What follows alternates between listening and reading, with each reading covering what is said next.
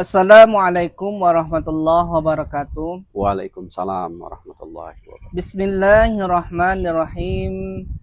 Alhamdulillahi rabbil alamin wa bihi nasta'in, amma ba'du. Segala puji hanya milik Allah Subhanahu wa taala. Karena apa? Karena Dia telah memberikan kita bermacam-macam nikmat. Salah satunya yaitu nikmat sehat walafiat. Yang kedua kalinya, salawat dan salam selalu kita haturkan kepada Nabi kita Muhammad sallallahu alaihi wasallam. Allahumma shalli ala sayyidina Muhammad wa ala ali sayyidina Muhammad. Salam dari Ikhlas Studio, ikhlas tanpa batas. Pemirsa Ikhlas Studio dimanapun berada, hari ini kita akan kembali lagi mendengar tausiah yang dibawakan oleh Abuya Hamdan yang bertema takwa ibarat pohon. Marilah kita mendengar bersama-sama tausiah yang disampaikan oleh Abuya Hamdan. Waktu dan tempat kami persilahkan. Ya, terima kasih. Assalamualaikum warahmatullahi wabarakatuh. Waalaikumsalam warahmatullahi wabarakatuh. Bismillahirrahmanirrahim. Alhamdulillah wa syukurillah. Asyhadu an la ilaha illallah wa asyhadu anna Muhammadan abduhu wa rasuluh.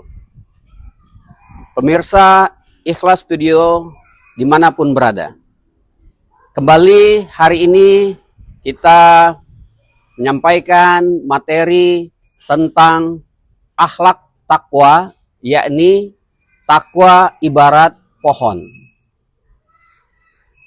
Takwa itu ada benihnya atau ada bibitnya. Untuk ia memberi manfaat dan kebaikan, benih takwa itu mesti ditanam hingga dia tumbuh menjadi pohon atau pokok. Ada yang menjadi batang, dahan, ranting, daun, bunga, dan akhirnya berbuah. Buah takwa itu hasilnya yang boleh dinikmati di dunia dan di akhirat. Kalau benih takwa itu disimpan dan tidak ditanam, maka ia tidak akan tumbuh. Maka tidak akan ada hasil, atau buahnya juga tidak bisa dinikmati. Benih akan hanya tinggal benih saja. Benih tidak akan berguna dan sia-sia belaka. Benih akan tinggal benih. Benih tidak akan berguna kepada siapa saja kalau ia tidak ditanam dan tidak tumbuh hingga mengeluarkan buah. Begitu juga kalau benih itu ditanam di tempat yang salah, seperti di tanah yang tidak subur, atau di tanah yang berlumpur, dan di tanah yang berpasir atau berbatu. Pokok atau pohonnya tidak akan tumbuh. Kalau tumbuh pun, ia tidak akan subur dan tidak akan menghasilkan buah yang baik. Menanam benih takwa ini haruslah kita lakukan. Benih takwa itu seperti rukun iman, rukun Islam, dan rukun ihsan adalah benih takwa. Bagaimanakah dapat kita tanam benih takwa ini sehingga tumbuh batangnya, dahan, ranting, daun, bunga, dan buahnya? Kalau kita tidak pandai menanam benih takwa ini, bagaimanakah kita hendak dapatkan pohon atau pokok itu menghasilkan buah? Setelah kita paham rukun iman, rukun Islam, dan ihsan, termasuk rukun tambahan atau rukun di dalam rukun tersebut, bagaimana hendak kita buat supaya ia mendatangkan hasil? Contoh daripada amalan takwa ini sangat indah dan mudah sekali kita lakukan. Contohnya di pagi hari kita bangun tidur, kita keluar dari rumah, kita naik kendaraan, naik motor atau naik mobil, kita berada di persimpangan atau di dalam perjalanan kita mengikuti aturan lampu lalu lintas. Itu bagian dari amalan takwa. Dan kita tersenyum dan menyapa orang-orang di sekitar kita, itu adalah amalan takwa. Kemudian kita singgah di toko, di rumah makan, untuk minum atau untuk sarapan. Nah, kebetulan juga duit kita ada lebih sedikit, kita boleh membayar atau belanja untuk orang-orang minum. Itu lagi besar takwa. Di toko itu ada nasi lemak, atau lauk, atau ikan, nasi gemuk, lontong, daging, ayam. Dengan nasi tersebut dan lauk-lauk tersebut, kita boleh dapatkan takwa. Kita jamu orang, kita belanjakan orang. Nah, itu adalah amalan takwa. Tetapi, pernahkah kita diajar begitu? Sanggupkah kita berbuat begitu? Tahukah kita bahwa itu takwa? Sudah banyak kali kita dengar khutbah Jumat. Ittaqullah, bertakwalah kamu kepada Allah. Tetapi tidak ada kepahaman dan penghayatan dan pengamalan daripada takwa tersebut di dalam kehidupan kita. Kesalahan umat Islam pada saat ini, disinilah orang-orang yang beribadah tertipu. Dan orang-orang yang mengaji, belajar, tertipu. Dari hidup sampai mati. Kemana mereka pergi? Mereka membawa benih saja. Sebab itu keindahan Islam tidak nampak dalam kehidupan. Karena apa? Karena tidak ada pohon takwa yang hidup. Tidak ada batangnya. Tidak ada dahan, ranting, dan buah yang menghasilkan. Yang ada hanya apa? Benih saja yang disimpan atau tidak ditanam. Kalaupun ada yang ditanam, benih takwa ini, tanamannya pula tidak tepat atau salah menanamnya. Maka benih itu tidak tumbuh. Kalaupun dia tumbuh, dia tumbuh merana. Dan lama-lama mati. Tidak tumbuh juga pokok atau pohon takwa dari diri kita masing-masing.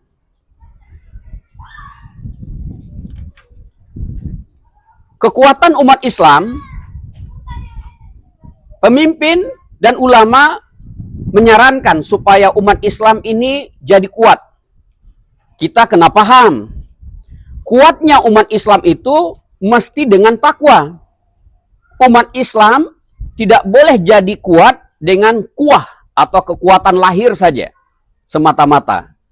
Sama ada yang kekuatan yang berbentuk ilmu, ekonomi, teknologi, dan lain-lainnya.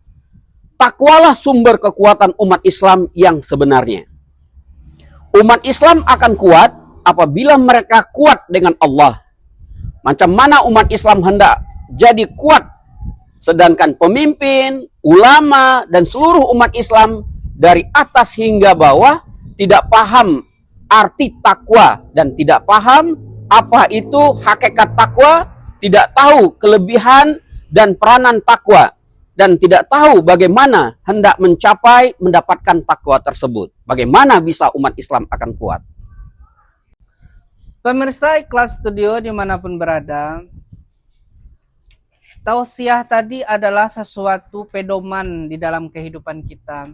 Tentunya ada sesuatu yang mengganjal di dalam diri kita, yaitu adalah pertanyaan yang akan kita berikan kepada Buya ialah, kalau kita sebagai manusia ini Buya, kalau kita sebagai manusia yang ingin bertakwa ataupun takwa dalam hidup, itu adalah seperti contoh padi ya Buya. Ya. Makin lama benih padi itu makin berisi, maka makin merunduklah padi itu. Seperti itulah contoh bertakwa. Makin banyak kita bertakwa kepada Allah Subhanahu wa taala, maka kita makin bertambah ilmunya, makin sopan adabnya kepada orang-orang lain. Di sini Buya kami ingin bertanya tentang bertakwa yang Buya sampaikan tadi. Takwa dalam arti kata itu Buya adalah takut akan Allah Subhanahu wa taala dalam bentuk apapun. di sini Buya, dalam bentuk apapun itu Buya, kalau kita mengerjakan sesuatu kesalahan, dosa yang tidak bisa diampuni oleh Allah, ataupun ibaratnya seperti syirikah, itu kan menduakan Tuhan, itu kan Buya, itu kan dosa yang tidak bisa diampun, itu kan menduakan Tuhan. Itu bagaimana Buya? Takwa ini sangatlah luas, bahkan lebih luas daripada langit. Pernah kita gambarkan. Jadi amalan takwa ini yang sering kita sebagai umat Islam yang lupa dan lalai dan tidak ambil peduli. Padahal dia mudah kita lakukan, tapi tidak kita kerjakan. Jadi untuk mendapatkan amalan takwa atau akhlak kita menjadi akhlak yang seperti orang-orang bertakwa, kita mesti harus paham tentang konsep takwa yang sebenarnya. Dengan memahami apa? Rukun takwa, syarat-syarat takwa, barulah kita bisa melaksanakan amalan takwa tersebut. Kalau sekedar kita memahaminya secara lugoh, takwa itu takut, maka kita paling hanya mendengarnya di dalam khutbah Jumat, ittaqullah. Tapi apa? Praktek takwa tadi tidak bisa kita lakukan. Nah, terkait dengan syirik, ini merupakan dosa besar yang tidak diampuni oleh Allah. Nah, ini bukan lagi persoalan amalan takwa. Ini sudah babnya bab akidah, menggugurkan keislaman kita. Nah, jadi kita harus bisa membedakan antara bab syirik dengan ketakwaan tadi. Kalau takwa ini ibarat buah dari sebuah pohon. Contohnya kita hari ini musim durian. Nah, ada buah durian. Kayak durian apa? Durian musangking atau durian montong. Nah, itu yang sangat digemari. Nah, kalau seseorang itu paham tentang takwa, maka buahnya akan lebih baik. Kalau seandainya orang ini tidak bertakwa, umat tersebut atau orang tersebut bagaikan pohon tidak berbuah. Artinya apa? Ya tidak berguna. Artinya apa? Sia-sia dan tidak diterima amal ibadahnya oleh Allah Subhanahu wa taala. Pemirsa Ikhlas Studio dimanapun berada, takwa dalam arti kata pemirsa Ikhlas Studio itu adalah segala suatu perintah Allah kita lakukan, apapun yang dilarang oleh Allah kita tinggalkan.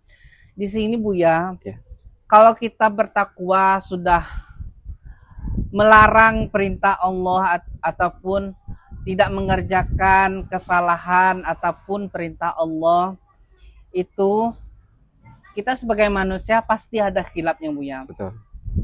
Khilaf dalam arti kata itu sudah condong, ibaratnya tidak ada panutan hidup, ibaratnya tertumbuk namanya. Ya, mentok. Nah, mentok dalam hidup itu awalnya bertakwa, sudah itu karena ada sesuatu yang mengganjal di dalam hatinya, dia itu miring. Jadi sifatnya itu miring terhadap sesuatu. Jadilah dia pergi ke dukun, itu kan ibaratkan musyrik. Nah, itu Buya yang ditanyakan yang sebenarnya Buya. Dia emang bertakwa kepada Allah awal-awalnya, tapi akhirnya sesuatu yang tidak bisa dia kerjakan, mentok dalam sesuatu dalam kehidupannya Buya, sampai-sampai dia meninggalkan Tuhannya, tetapi dia beranggapan dukun ataupun berhala selainnya itu ibaratnya panutan hidupnya itu Buya. Itu kan ibaratnya syirik. Nah, itu bagaimana Buya? Ya, terima kasih. Takwa ini adalah puncak dari kehidupan kita yang harus kita capai. Jadi apabila seseorang itu sudah bisa mendapatkan takwa, maka harus istiqomah. Artinya apa? Teguh pendiriannya dan dia melakukannya secara rutin atau kontinu. Karena amalan yang dilakukan secara terus-menerus atau rutin itu lebih Allah sukai daripada kita melakukan amalan sekaligus besok enggak lagi atau besok berubah. Nah, contohnya apa? Hari ini kita dalam satu waktu atau dalam 24 jam bisa khatam Quran, baca Quran. Nah, tapi selama berikutnya setahun ke depan tidak baca Quran lagi. Nah, itu Allah tidak suka. Lebih baik kita apa? Ya continue setiap hari baca Quran. Contohnya apa? One day one juz, satu hari satu juz. Nah, ketika kita tidak bisa menjadikan amalan takwa tadi secara istiqomah, nah akan timbullah artinya kita akan menyimpang atau berbelot, mencari alternatif lain. Nah, seperti apa? Itu dia mencari perdukunan atau kembali kepada kemusyrikan. Ini karena apa? Orang itu bisa kembali kepada kemusyrikan dan kepada perdukunan ini, itu karena dia tidak mengenal Allah. Jadi hanya mengaku sebagai orang beriman, mengaku sebagai orang Islam. Tapi apa? Dia tidak bertakwa, dia tidak merasakan adanya dan kebesaran Allah tersebut.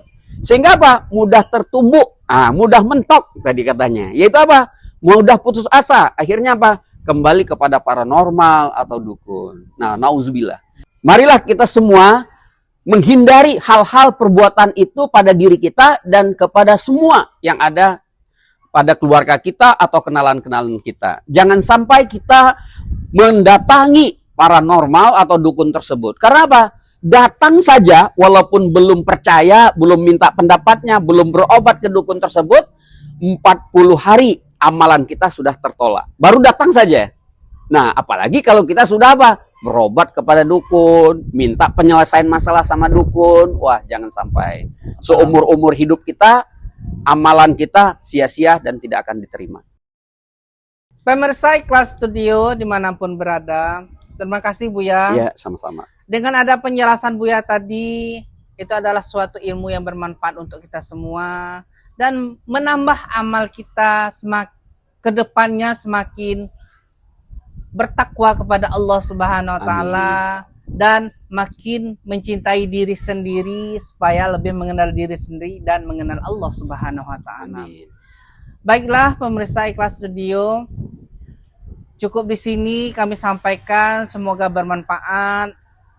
Saya tutupi dengan lafaz yang mulia. Assalamualaikum warahmatullahi wabarakatuh. Waalaikumsalam warahmatullahi wabarakatuh.